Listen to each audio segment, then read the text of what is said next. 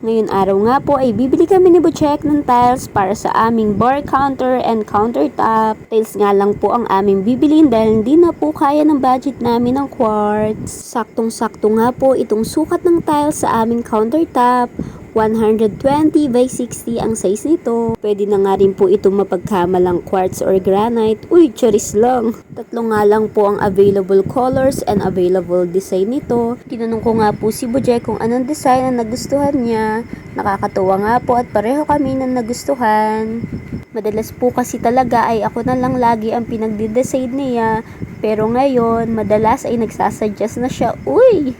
Dito nga po pala namin yan nabili sa may Halcon Home Depot. Malapit sa may Bel Air Santa Rosa near Walter Mart and Welcon. For only 450 pesos. Sa ibang depot kasi na napagtinginan namin is 580 pesos. Kaya naman dito na kami gumora, charis.